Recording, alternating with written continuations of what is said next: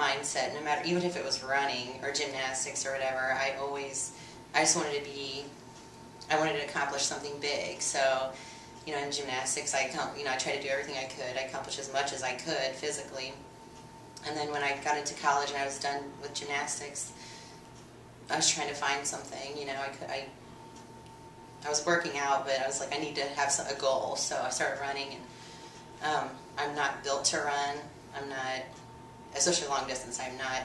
It was not good. So I just was an achievement thing. I wanted to be able to run 26 miles, you know, and so I totally got hooked on it. I was working full time. I was going to school full time and trying to train for this marathon, you know. So to me, it was just a challenge. So so that's what it turned into, and it turned into 4 years of running all the time. So I ran 2 marathons, and after the second marathon, I was really beat up. My knees and my feet were killing me. So that's when I decided I'll go to the gym, you know, and lift some weights. I didn't know what I was doing. So, and once I did, I never ran again. You know, I just totally got hooked on weightlifting, but at that time it wasn't. I knew I wasn't planning to powerlift. I was bodybuilding. So, and that was another challenge for me. It was, you know, can I diet for 16 weeks and get ready for a show? So it was another challenge, and I did.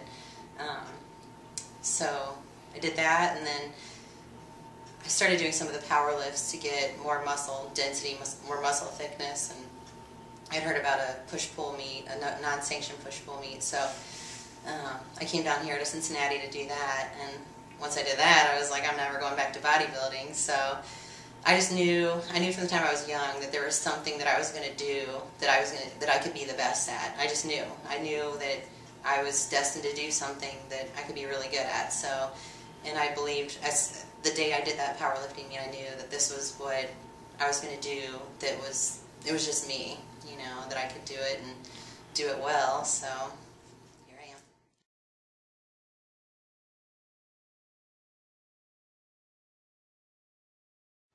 am. When I first started, I had no plan. I didn't know the West Side Method.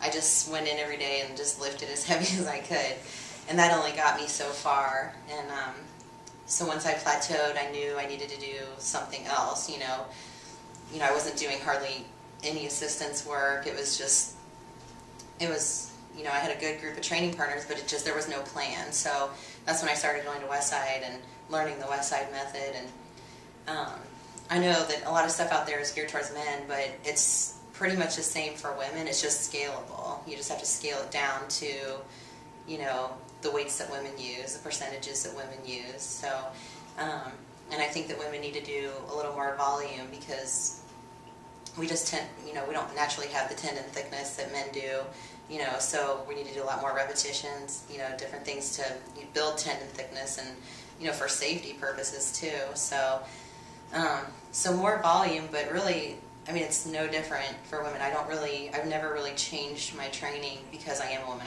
I train with men, you know, occasionally, you know, I have some female training partners now, but I always train with men. So, you know, it was never like, oh, Laura's going to do this, you know, we'll do this. It was, I'm doing what you're doing.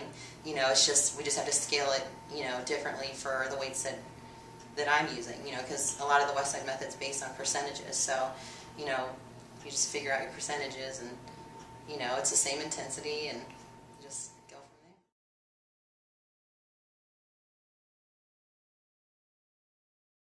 there. Yeah, I mean, I wouldn't like just throw it into like speed days and heavy days and, you know, all these things. You have to work on technique, you know, so it's a lot slower. You have to, you know, break down the squat, break down the deadlift, break down the bench.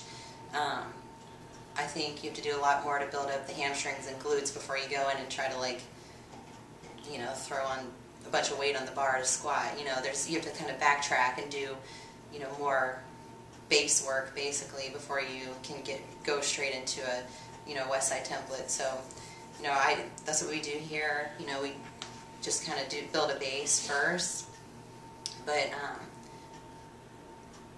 you know, that doesn't take all that long. You know, and you spend a couple months doing that, and then just slowly work your way into, you know, I wouldn't like have a woman like go and do like 50, 55, 60%, like 3-week waves on speed days. You know, you're not going to start with those kind of percentages. You're going to start with 20, 25, 30%, you know, until you can build up the work capacity to handle that, you know. Do a lot, you know, a lot of GPP stuff, sled dragging, you know, just a lot of volume just to build a really solid base before you go straight into the full, you know, template.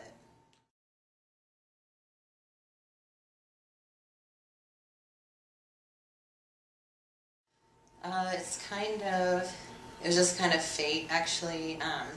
I had already built that base already through bodybuilding. I mean, when I did bodybuilding, I lifted heavy. I didn't go into the gym and do lots of reps, lightweight. I mean, everything I did, whether it was leg presses or leg extensions, everything was heavy and intense. So when I decided to do powerlifting, I mean, I didn't really need to, like, ease my way into it.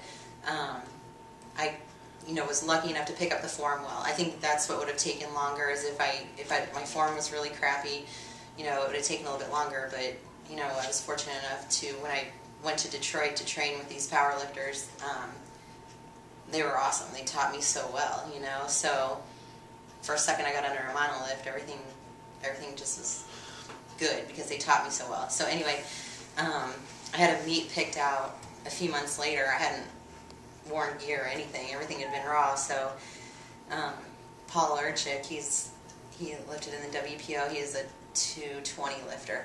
He's like, I'm going to go out to my car. I'm going to get something out for you. So he brought in a Leviathan, which, you know, going from raw to a Leviathan, that's like, I mean, that's like the strongest suit there is. You know, a lot of people ask me that. They're like, should I, like, start raw, then go in single ply, and then, like, you know, maybe a metal suit and then a canvas, you know. But I literally went from raw to double ply briefs and a Leviathan together, you know.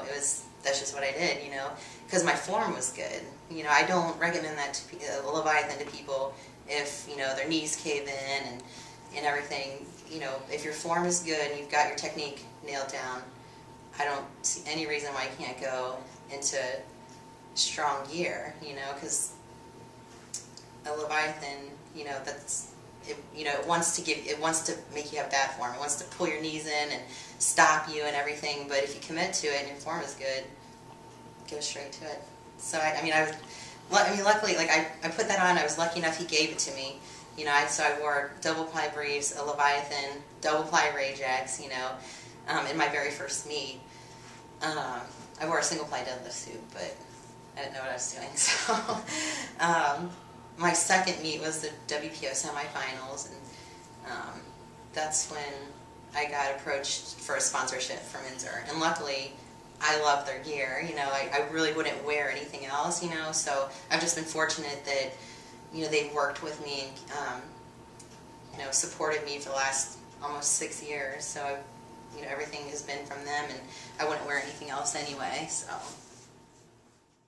The world is mine, nigga, get back. Don't fuck with my stack, the gauge is whacked. About to drop the bomb, I'm the motherfucking dime. Big fish in a small pond, not a fish trying to